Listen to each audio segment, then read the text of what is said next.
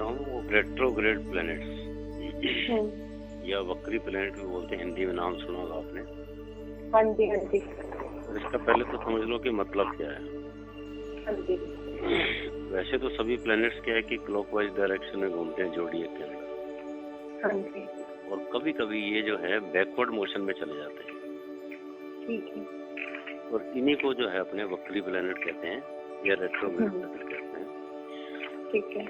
All planets have direct motion, that is clockwise motion around the zodiac. Sometimes planets appear to have backward motion due to relative position and motion of the Earth. When a planet, instead of having a direct forward motion, appears to recede in the zodiac, recede मैंने पीछे चले जाना, that is has a backward motion, it is called retrograde. This state is indicated by the letter R. जो भी planet अपना retrograde होता है ना उसके आगे ब्रैकेट में R लिखा होता है। ठीक है। Written by letter R in the ephemeris. Ephemeris का मतलब क्या होता है? नहीं, मुझे नहीं। ये जो डेली अपने जो देखते हैं ना ग्रहों की ग्रह स्पष्ट वगैरह की स्थिति वगैरह जो देखते हैं पंचांग के अंदर। हाँ जी। पंचांग देखना ये एक एफेमेरिस ही है। अच्छा। Then retrograde or vakra may be terms and affixation. A planet when retrograde, if not combust माने अस्त, is deemed to be strong. मतलब अगर वो अस्त नहीं है तो उसको स्ट्रॉन्ग माना गया है। अस्त की डेफिनेशन क्या है कि जो प्लेनेट सूर्य की ग्रिप में नहीं है वो अस्त नहीं होगा। अच्छा। और जो सूर्य की ग्रिप में है वो अस्त हो जाएगा। ठीक है। तो he is considered strong though he be in his debilitation or in enemy sign. मतलब चाहे तो वो शत्रु के घर में हो चाहे वो नीच का हो। डेबिलिटेशन मतलब नीच का। अच्छा। डेबिलिटेशन और एनिमी साइन में हो तो भी वो जो है पावरफुल माना गया। रेट्रोग्रेशन और vakra bala makes a planet unusual और preserve in the results however well disposed और अदरवाइज। अब इम्पोर्टेंट बात ये आ रही है कि the sun and moon are never retrograde. ये कभी वक्री नहीं होते हैं। The sun and Mars get cheshta bala when posited in the signs from Capricorn to Gemini. अब चेष्टा बल का मतलब क्या होता है? इसका मतलब होता है एक्सट्रीमली पावरफुल। और कैप्रिकॉर्न टू जेमिनी का मतलब क्या हुआ? मकर से मिथुन तक जब सूर्य चलेगा। मकर संक्रांति आती है ना, तो कैप्रिकॉर्न टू जेमिनी चलेगा तो मकर से जेमिनी तक ना, कैप्रिकॉर्न से। हाँ, मकर से मिथुन तक। जेमिनी मतलब मिथुन। हाँ, ठीक है। यानी 10वीं राशि से तीसरी राशि तक जब सूर्य चलेगा तो ये उत्तरायण हो गया। उत्तरायण क्या होता है? उत्तरायण का मतलब नॉर्थ में चलता है सूर्य। इसी उत्तरायण के अंदर भीष्म पितामह ने अपने प्राण त्यागे थे। अच्छा, इसी में? हाँ, हालांकि वो दक्षिणायन में उसकी डेथ होने वाली थी, लेकिन दक्षिणायन के अंदर डेथ होने का मतलब ये होता है कि वो साउथ की ओर जाता है, यानी यम नगरी को जाता है। उत्तरायण में डेथ हो तो वो बैकुंठ को जाता है। अच्छा। तो 6 महीने पितामह जो है वो शर शैया पे पड़े रहे थे। बाणों की वो जो बनी हुई थी उसके ऊपर, उसका कारण यही था। अच्छा। उनके पास इतना चेष्टा बल उनके पास था कि उन्होंने उत्तरायण तक अपने उसको रोका रखा। Venus and moon are powerful in dakshinayana यानी साउथ। इसका मतलब क्या हुआ? फ्रॉम कैंसर टू सेजिटेरियस, यानी जब सूर्य जो है कर्क राशि से और धनु तक आएगा। ठीक है। 4, 5, 6, 7, 8, 9 6 महीने तो हो गया ये कर्क से धनु में। ये हो गया दक्षिणायन। ठीक है। इसमें पावरफुल है ना? इसमें पावरफुल कम होता है। पावरफुल कम होता है? हाँ जी। और कैप्रिकॉर्न टू जेमिनी यानी 10, 11, 12, 1, 2, 3। हाँ जी। इसमें पावरफुल ज्यादा होता है। ये उत्तरायण होता है। नहीं, आप बता रहे हो वीनस और मून का। वीनस और मून कैंसर पे सेजिटेरियस में दक्षिणायन में पावरफुल है या नहीं? आप बात नहीं समझ रहे। ये जो दक्षिणायन और उत्तरायण बनेंगे सूर्य की मोशन से ही बनेंगे। ठीक है। वीनस और मून अगर दक्षिणायन हो तो पावरफुल उसके अंदर हो जाएंगे। अच्छा, ठीक है। हाँ, मतलब उत्तरायण और दक्षिणायन तो सूर्य ही बनाएगा। अच्छा। सूर्य की संक्रांति जो है, जैसे मकर संक्रांति आपको ध्यान होगा जनवरी में आती नहीं है कि लोहड़ी के आसपास। हाँ जी, हाँ जी, हाँ जी। हाँ, तो उसमें उत्तरायण शुरू होता है। अच्छा, उसमें ये इतने पावरफुल नहीं होंगे। वीनस और मून की जो बात हो रही है दक्षिणायन में पावरफुल होंगे, इनका मतलब कहने का। ठीक है, ठीक है, ठीक। Planets in 5th, 6th, 7th, 8th from the sun are retrograde, यानी सूर्य से 5वें, 6ठे, 7वें और 8वें जो प्लैनेट हैं वो रेट्रोग्रेड होते हैं। 5वें, 6वें, 7वें, 8वें। हाँ, ये planet all planets become retrograde when they are in the 5th place from the sun. अगर सूर्य से 5वें होंगे तो सारे के सारे प्लैनेट रेट्रोग्रेड हो जाते हैं। And become directly retrograde when they move into 9th place, या 9th में चले जाएंगे तो रेट्रोग्रेड हो जाएंगे। अच्छा, 5वें, 6ठे, 7वें, 8वें और 9वें भी? हाँ, 9वें भी। अच्छा। अब कहते हैं कि Mercury is retrograde 3 times a year. Budh जो है एक साल में 3 बार वक्री होता है। Saturn and Jupiter every year for some month. Shani और गुरु कुछ महीनों के लिए वक्री होते हैं। Mars and Venus once in about 2 years. Mangal और शुक्र एक बार 2 सालों में वक्री होते हैं। ठीक है, 2 सालों में एक बार। Rahu and Ketu are always retrograde, that is they always move in backward direction, left hand side of the zodiac. ये जोडियक के लेफ्ट में चलते हैं। It is said that from Aquarius to Taurus Mercury moves along with sun, यानी कुंभ से वृष तक along with the sun, and from Gemini to Virgo before the sun, and from Libra to Capricorn after the सन। अब further ये आता है कि therefore these 3 occasions during a year when Mercury crosses and recrosses the path of the sun, causing retrogression. Mars, Saturn and Jupiter become retrograde when positioned in 6th, 7th, 8th from the sun. यानी 6ठे, 7वें, 8वें हो सूर्य से कौन से ग्रह, मंगल, शनि और तो ये retrograde. When Mercury and Venus are retrograde anywhere within 50 degree from the sun, सूर्य से 15वें अंश तक आते आते ये रेट्रोग्रेड हो जाता है। Their maximum distance away from the sun is only 29 and 47 respectively. It is said that malefic planet in retrogression will always give bad and unfavorable result. Benefic planet when retrograde will always provide good and auspicious result. बस बात वही आ गई कि planet अच्छा है तो अच्छा result मिलेगा, बुरा है तो बुरा मिलेगा। चीज का ध्यान रखना है, ये फलादेश करते हैं। अब रेट्रोग्रेशन होता क्या है? रेट्रोग्रेशन का मतलब होता है, it is said that it gives the effect of its position in the previous house, that is the house from which it recedes. यानी आज सिंह राशि में कोई प्लेनेट पड़ा है तो वो रेट्रोग्रेड का मतलब हो गया कि वो कर्क राशि की तरफ जाके पीछे बैक में जाके देखेगा और उस हाउस के रिजल्ट देगा। हालांकि कहता है कि opinion is divided on this point. Some astrologer opine that it gives the result of the house into which recedes back and not a previous house, कुछ ये कहते हैं। लेकिन इन जनरल लॉ यही है कि बैक हाउस के ही result देता है।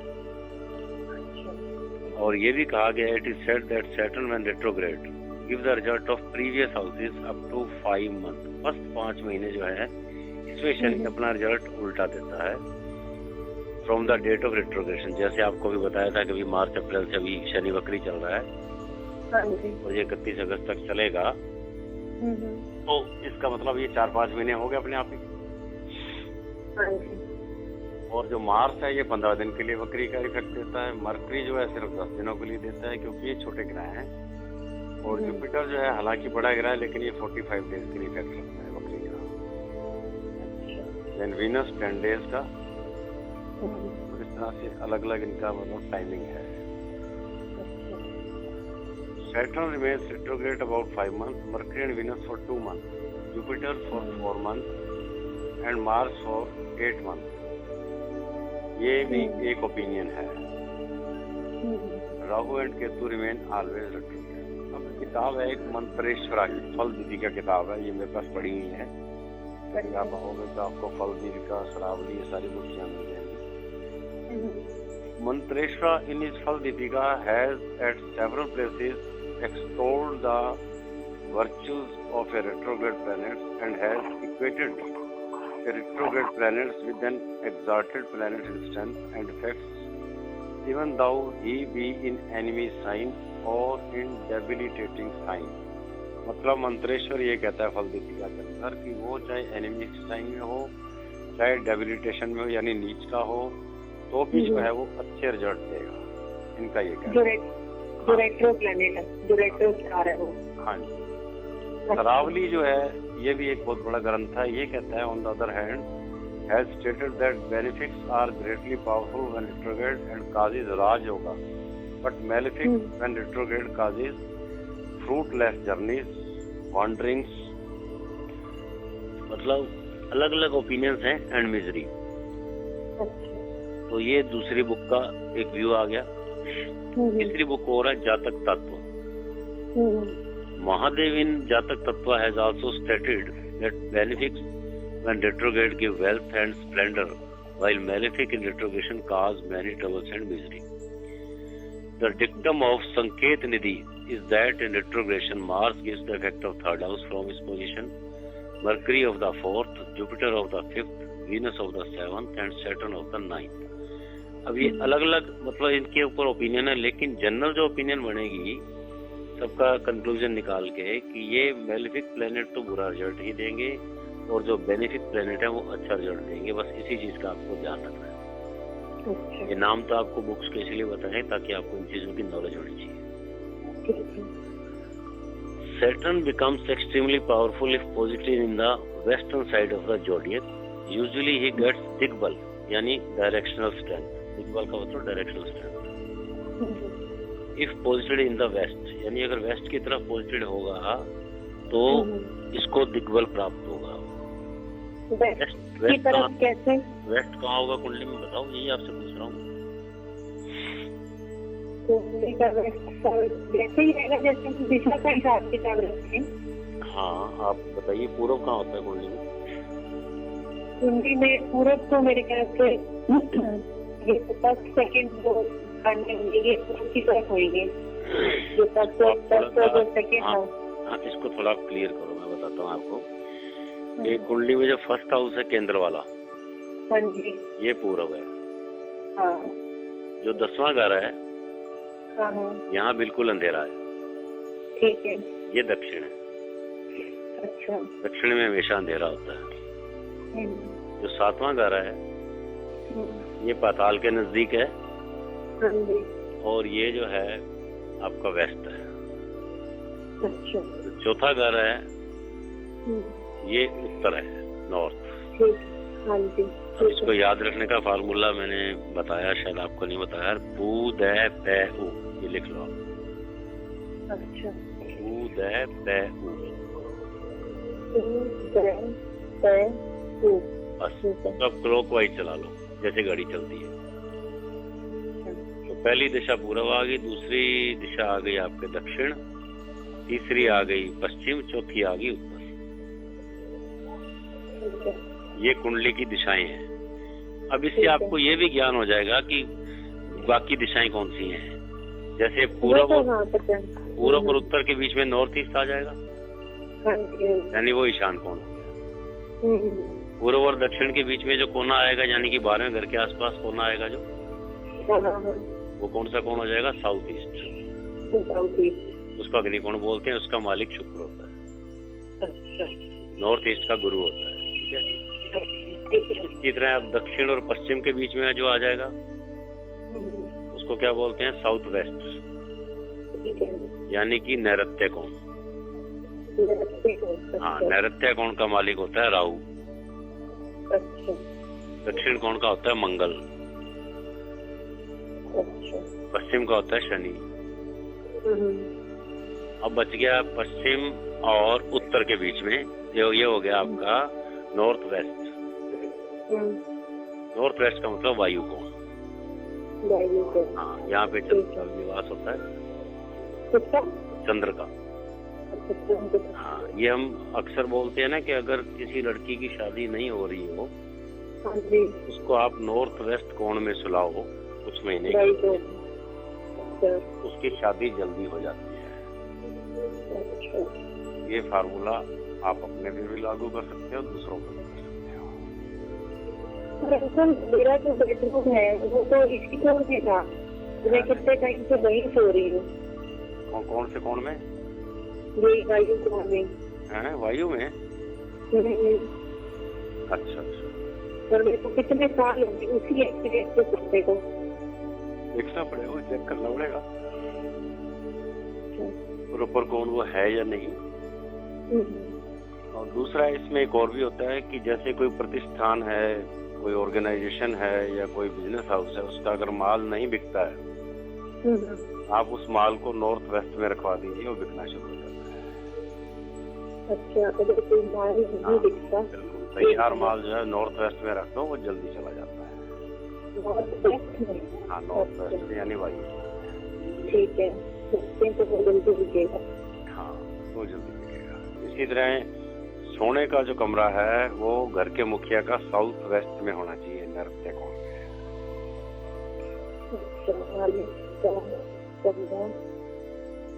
साउथ वेस्ट में? बिल्कुल साउथ वेस्ट।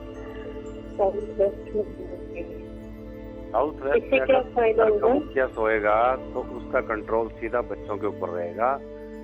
कुछ केस में बच्चे जो है उसके वो ईस्ट कोण में या नॉर्थ कोण में सोएंगे, तभी उस पर कंट्रोल कर पाएगा।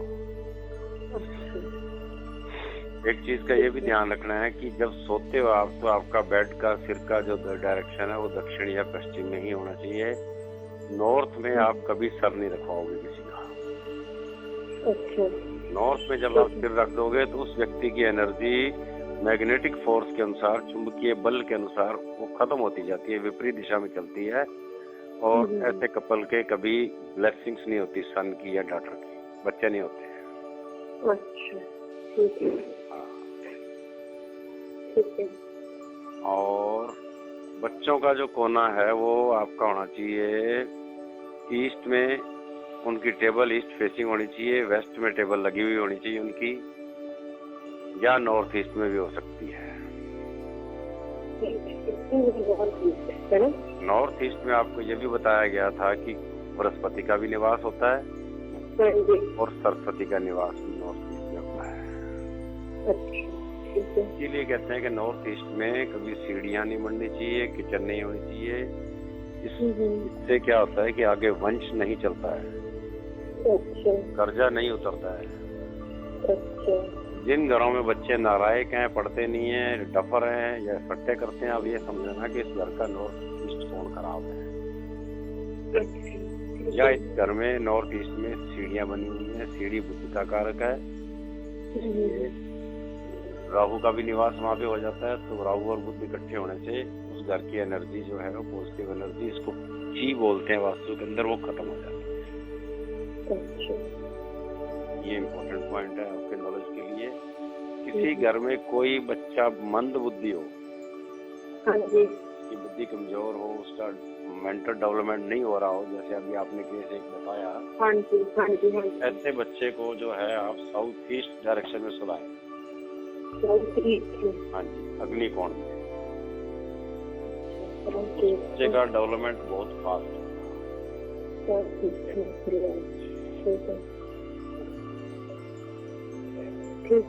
इसी तरह कोई बच्चा अगर हकला के बोलता है तो उस बच्चे का आपको सेकंड हाउस और बुध मरकरी यानी दोनों स्ट्रॉन्ग करने पड़ेंगे, तभी आप रिजल्ट मिल पाएंगे। उसकी वाणी के अंदर वापस करंट आ जाएगा। देखना सेकंड हाउस और बुध को स्ट्रॉन्ग करना पड़ेगा। और जो घर दक्षिण दिशा की ओर मुंह करके ज्यादातर होते हैं, उन घरों में औरतें ज्यादा दुखी रहती हैं। ठीक है, कभी भी नोट कर लेना। ऐसे घर के अंदर दक्षिण दिशा की मुंह होने का मतलब ये होता है कि यम का निवास उस तरफ है, तो आपने यम का दरवाजा खोल रखा है। इसको शांत करने के लिए हम हनुमान जी का मूर्ति या टाइल भी लगवाते हैं गेट के ऊपर। दक्षिण दिशा में उन्हीं का आधिपत्य है और वो जाकर उसको कंट्रोल करके आते हैं, श्रीलंका में जाके रावण को मार के आते हैं।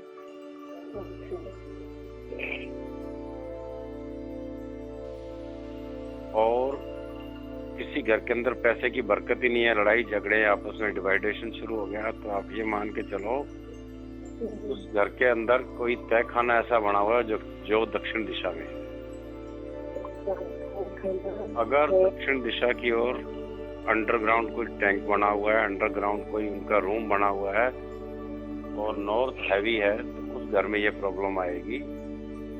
इसके लिए इलाज यही होगा कि आप नॉर्थ ईस्ट कॉर्न को या नॉर्थ कॉर्न को भी अंडरग्राउंड के रूप में कन्वर्ट कीजिए और उससे गहरा कन्वर्ट कीजिए, तो ही उस घर का डेवलपमेंट हो पाएगा।